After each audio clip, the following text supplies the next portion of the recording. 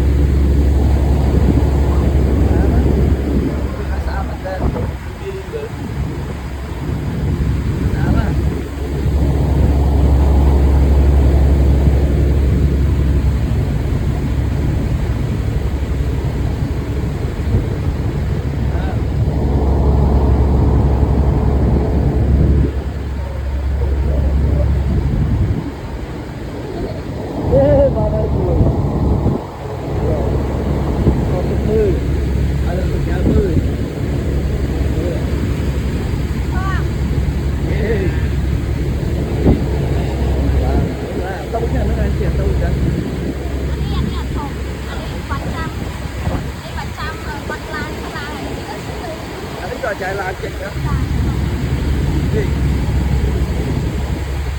làm mình muốn con không đưa ra cái khác vậy ở đây đi không đây nó cha nó chúa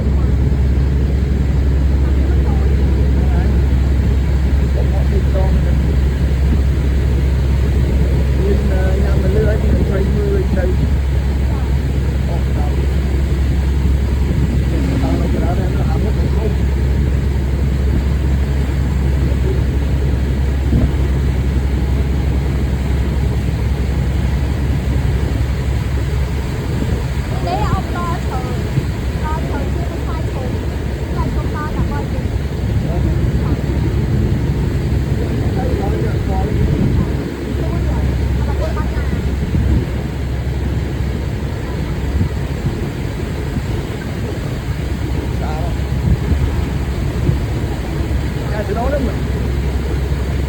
Hãy subscribe cho kênh Ghiền Mì Gõ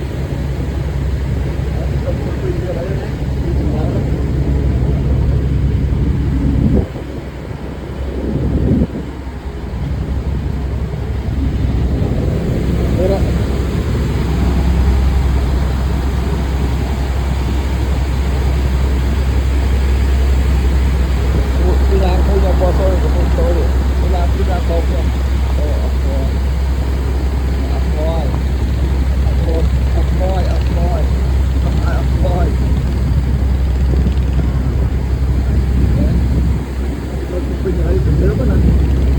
những video